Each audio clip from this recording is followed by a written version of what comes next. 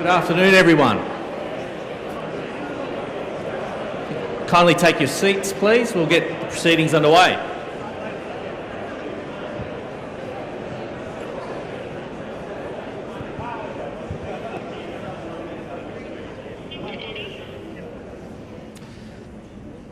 Welcome, everyone. Good afternoon. Welcome to WSBC's first leader lunch of the year, the business of sport. And it's quite fitting that we're having this now as our first leader lunch, because most of these the teams are starting to get off into their seasons. The Netball's already kicked off, and we're about to have the AFL and the NRL seasons kick off as well. My name's Brendan Noding. I'm privileged to be the president of WSBC and your MC for today's event. A few housekeeping things. The location of the toilets are at the rear of the room, and in the event of an emergency, please pay attention to the Rosehill Gardens staff, who will give you directions as to what to do. I ask you to turn your mobile phones to silent if you wouldn't mind, but please feel free to keep them on and tweet and take advantage of social media, because we love nothing other than a bit of free publicity from you all. Now, I'll start with the welcome to country. So to begin with, I acknowledge that the traditional owners of the land that we meet on, we acknowledge that today's event is being held on the country of the Darug people, of the Darug Nation. We acknowledge their ancestors who have been traditional owners of their country for thousands of years. I wish to acknowledge and pay respect to the Darug people's elders past and present, and provide a special welcome to any Aboriginal people here today. I'll now welcome our presenters, who you'll be hearing from shortly after we have some lunch. I want to extend a warm welcome to all of them, including our facilitator. So our panel for today will be facilitated by Sandra Wood, who is the Managing Director of Great Managers, one of our platinum partners here at WSBC. Great Managers is a consultancy that partners with businesses like yours to build leadership, capability and high-performance workplace cultures. Sandra has been running her own business since 2001 and is well known for her abilities in developing leaders and delivering results. She's an expert facilitator and executive coach, and has become the trusted advisor of many CEOs and business owners turn to for advice on how to improve the leadership capability and employee engagement in their organisations. Please welcome Sandra Wood from Great Managers.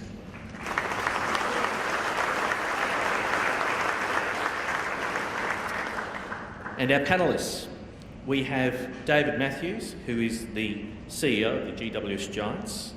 We have Carolyn Campbell, who is the CEO of Netball New South Wales, and Bernie Gurr, CEO of the Parramatta Eels. I'll say a little bit more about our three panellists when we come to the panel section, but if you kindly extend a warm welcome to our panellists as well.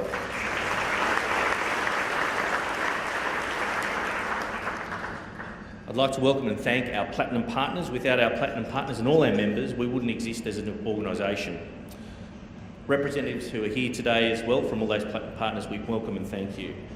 Our platinum partners are Campbelltown City Council, City of Parramatta, the Commonwealth Bank, Deloitte, Great Managers, Matthews Folbig Lawyers, Nickaz Commercial Interiors, Rosehill Gardens, this wonderful facility that we're at today, Solar Cloud, TAFE New South Wales Western Sydney Institute, the Victor Chang Cardiac Research Institute, and also Western Sydney University. I welcome all councillors that are here in the room today as well. So, another great turnout today. We have about 300 people in the room.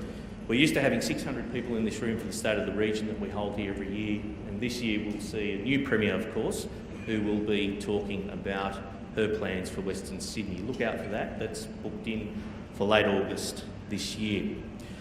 On behalf of my board, we welcome and thank you for your ongoing support of WSBC. Now to today's topic. The complexity of running a sporting business today places emphasis on many things that we all employ in our businesses every day. Good leadership, governance, integrity and culture. And for professional sport around the world and here in Australia, these principles are more important than ever.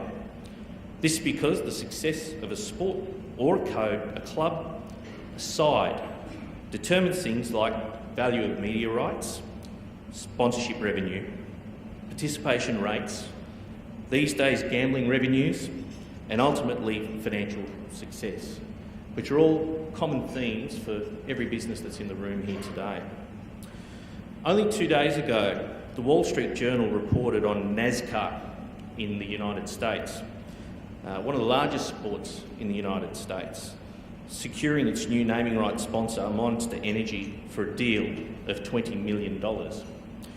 Now, that's a material amount lower than the $35 million asking price and nowhere near the original goal of $100 million.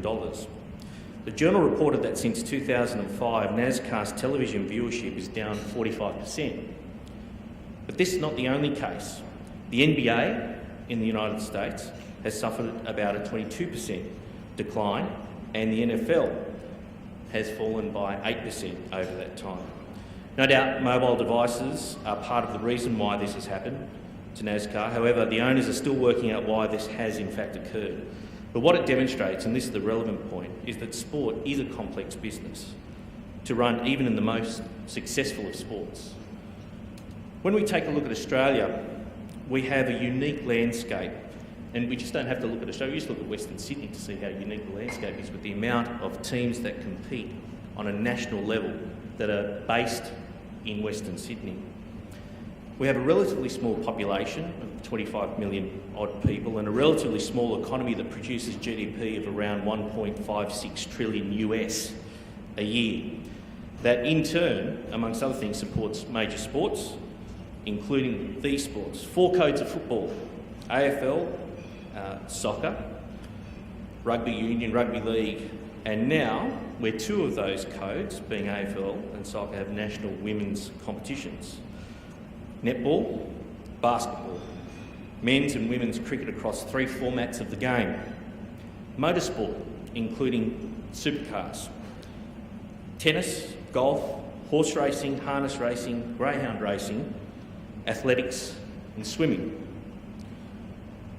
You take into account how many sports we support in this country, it's amazing when you think about the economy, the size of the economy, and how the pie is there to be divided amongst all those sports. Just a quick comparison to countries that we like to compare ourselves with.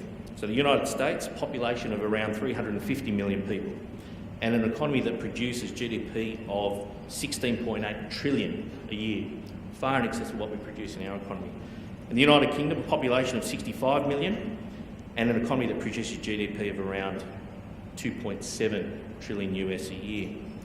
So I think that the wash-up is that we punch well above our weight in this country in terms of our population numbers, in terms of the economy that supports those sports and all businesses that we have here. Western Sydney, of course, plays a large part in the business of sport.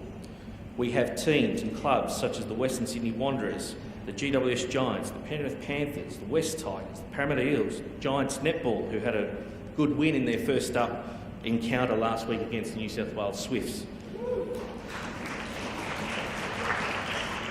And the Sydney Thunder.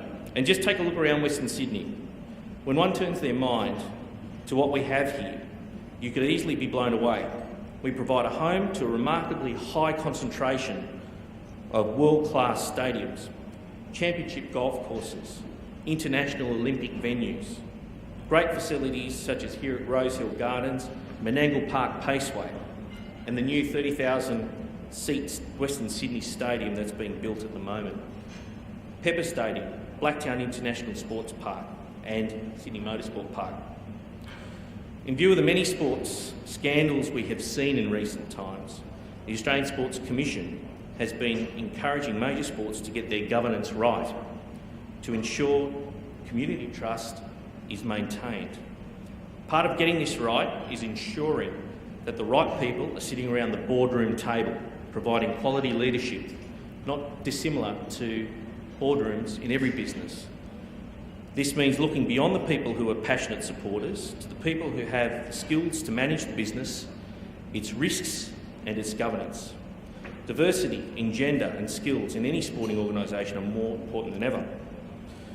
On this topic, in a recent interview in Company Director magazine for the Australian Institute of Company Directors, Dave Gallop, who we all know was the former CEO of the NRL and moved across to the A-League, and is now the CEO of the Football Federation, said, "Sometimes the hard reality of business clashes with an unrealistic desire to get somewhere faster than is possible.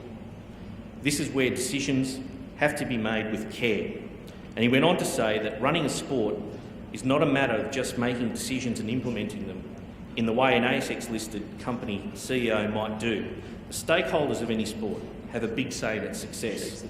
The mandate of the CEO running a major sport relies heavily on, where possible, finding a consensus and mutual interests, but also making hard decisions that won't please everyone. In that same article, Basketball Australia's CEO, Anthony Moore, said of the business of sport, "If you don't have any good governance systems within your sport, you are actually looking at the possibility of significant and material damage to the reputation of your sport. If we can't be good leaders, how can we demand the same of our athletes?" In the face of increasing global competition in many sports and depletion of our talent pool caused by offers of huge money that we've heard about on the radio and in the papers, that our sportsmen and women receive to play overseas, running businesses in sport is challenging and tougher than ever. You'll be hearing from our panellists shortly about the issues they face in running their sports businesses, including how leadership plays such an important role. In the meantime, I invite you now to all enjoy your lunch, and we'll be back soon. Thank you.